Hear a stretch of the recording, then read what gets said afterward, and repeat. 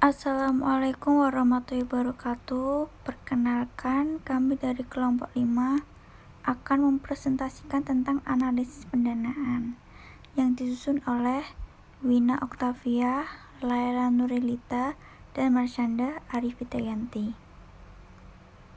Pertama, pengertian aktivitas pendanaan.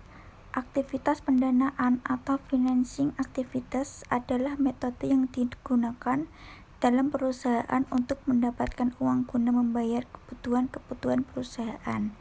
Terdapat dua sumber pendanaan eksternal, yaitu investor ekuitas atau pemilik atau pemegang saham dan kreditor atau pemberi pinjaman. Analisis aktivitas pendanaan. Yang pertama, ditinjau dari kewajiban. Kewajiban lancar, kewajiban tidak lancar, dan analisis kewajiban. Yang kedua, sewa. Akuntansi dan pelaporan sewa, analisis sewa, dan menyelesaikan laporan sewa. Yang ketiga, imbalan pasca pensiun, yaitu imbalan pensiun, imbalan pasca pensiun lainnya, pelaporan dan analisis imbalan pasca pensiun. Yang keempat, kontingensi dan komitmen, yaitu analisis kontingensi dan analisis komitmen.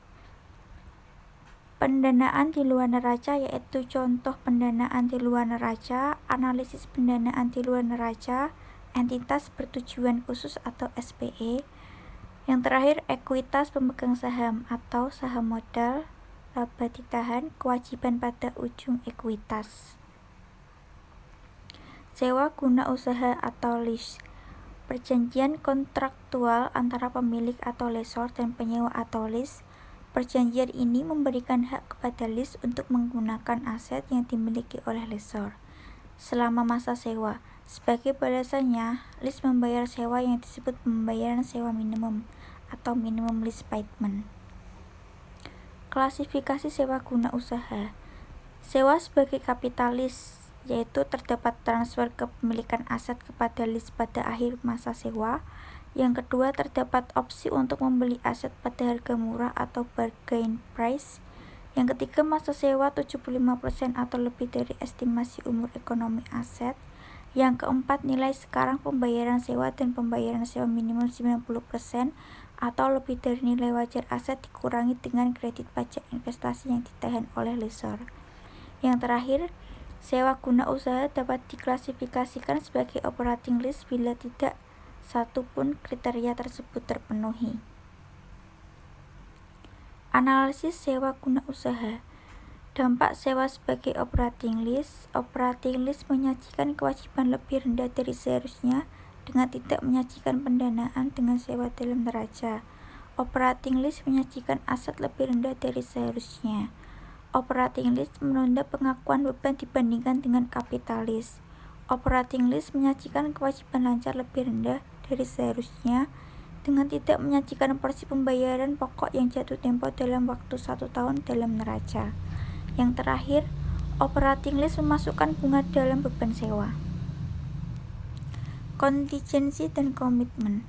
Kontingensi merupakan keuntungan dan kerugian potensial yang penyelesaiannya bergantung pada satu atau lebih peristiwa di masa depan. Contingent liabilities merupakan klaim potensial atau sumber daya perusahaan. Yang ketiga, contingent liabilities harus memenuhi dua kondisi. Yang pertama, besar kemungkinan atau probable bahwa aset akan turun nilainya atau kewajibannya akan timbul. Yang kedua, jumlah kerugian harus dapat diestimasi dengan memadai atau reasonably estimate. Analisis contingent liabilities. Kewajiban kontingen yang dilaporkan merupakan estimasi. Keakuratan analisis bergantung pada keakuratan estimasi tersebut.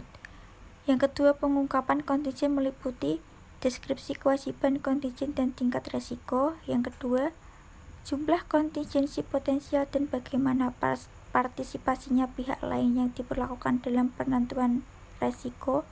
Yang terakhir, pembebasan estimasi kerugian kontingen jika ada. Analisis komitmen.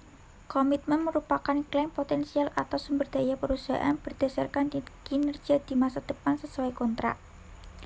Analisis mengenai komitmen. Yang satu, menganalisis komunikasi antar manajemen dan siaran pers.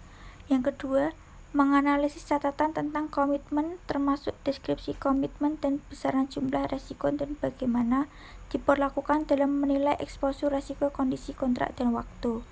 Yang terakhir, memahami bias yang mungkin terjadi untuk tidak mengungkapkan komitmen. Ekuitas pemegang saham atau shareholders equity. Analisis atas ekuitas harus mempertimbangkan pengukuran dan pelaporan standar ekuitas pemegang saham. Analisis tersebut meliputi yang pertama, mengklasifikasikan dan memisahkan sumber utama pendanaan ekuitas. Yang kedua, mempelajari hak untuk kelompok-kelompok pemegang saham dan prioritas mereka dalam likuidasi. Yang ketiga, mengevaluasi pembatasan hukum untuk distribusi ekuitas. Yang keempat, menelaah kontrak, ketentuan hukum, dan pembatasan-pembatasan lainnya atas distribusi saldo laba.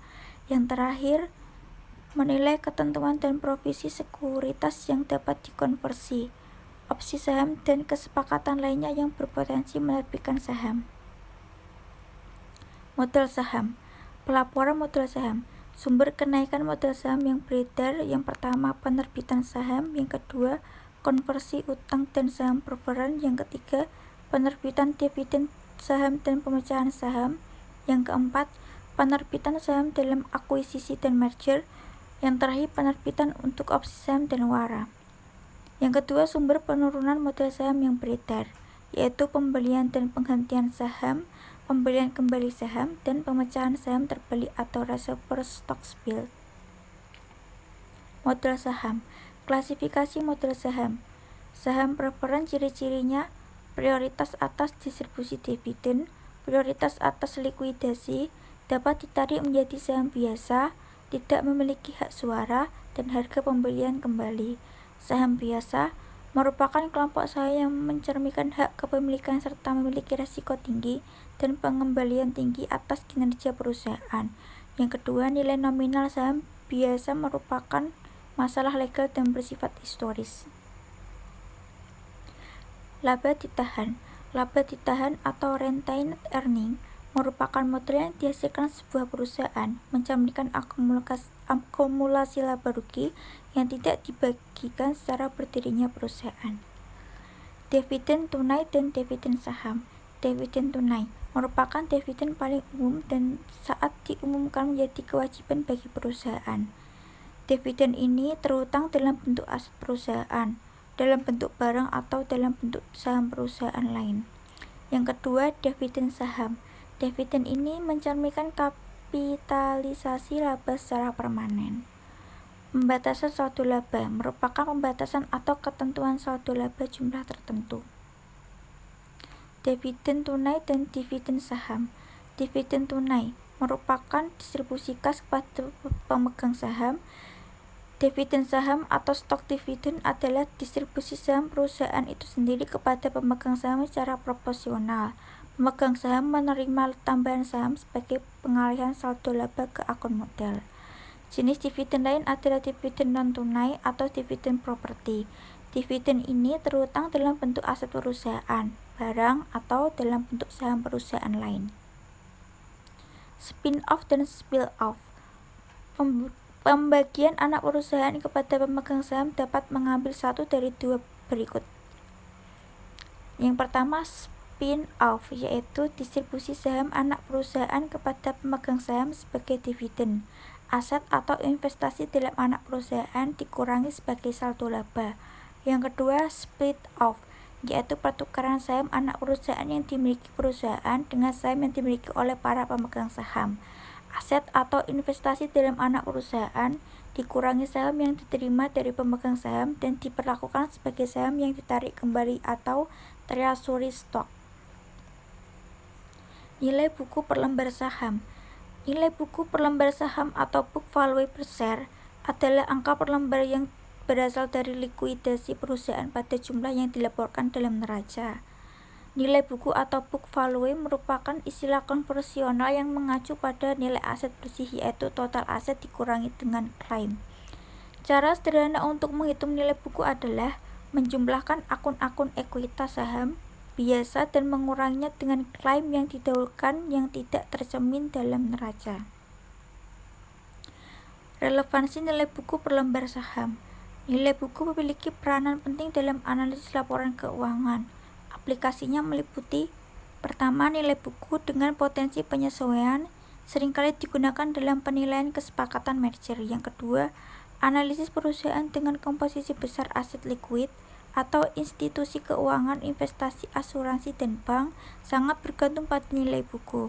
Yang ketiga, analisis obligasi kualitas utama dan saham preference sangat memerlukan penutupan aset atau asset coverage. Aplikasi tersebut harus mengakui pertimbangan akuntansi dalam perhitungan nilai buku per lembar saham sebagai berikut. Yang pertama, nilai tercatat aset, khususnya aset jangka panjang seperti properti, pabrik, dan peralatan, biasanya disajikan pada harga perolehan yang dapat sangat berbeda dengan nilai pasar. Yang kedua, aset tak berwujud yang dihasilkan secara internal dan aset kontingen dengan kemungkinan terjadi yang tinggi seringkali tidak tercermin dalam nilai buku. Akuntansi dan analisis sewa lessor. Lessor mengkategorikan sewa sebagai operating lease atau capital lease, sama dengan klasifikasi oleh lease. Jika diklasifikasikan sebagai operating lease, aset sewa tetap berada dalam neraca lessor, dan pembayaran sewa diperlakukan sebagai pendapatan saat diterima. Jika diklasifikasikan sebagai capital lease, memindahkan aset sewa dari neraca dan mencatat piutang sebesar jumlah NPL yang diharapkan. Selisih antara piutang dan aset yang dipindahkan dari neraca disajikan sebagai kewajiban, yaitu pendapatan diterima di muka yang berkurang dan dicatat sebagai pendapatan secara periodik sepanjang masa sewa. Dua jenis sewa yang penting bagi lessor adalah: yang pertama, sewa penjualan atau sales type lease. Biaya aset sewa berbeda dari nilai wajar pasarnya pada tanggal sewa. Yang kedua, sewa pendanaan langsung atau direct financing lease. Nilai sewa atau nilai sekarang pembayaran piutang sewa sama dengan harga perolehan aset yang dibeli dan tidak ada pencatatan penjualan atau laba kotor. Implikasi analisis sewa dengan implikasi pemberian kredit lainnya. Yang pertama, diperlukan analisis atas ketersediaan cadangan untuk piutang sewa yang tidak dapat ditagih dibandingkan dengan kerugian yang pernah dialami lessor.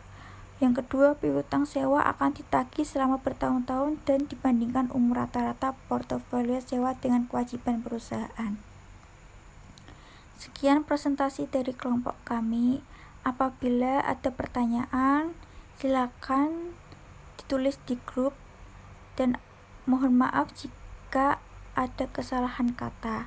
Semoga bermanfaat. Wassalamualaikum warahmatullahi wabarakatuh.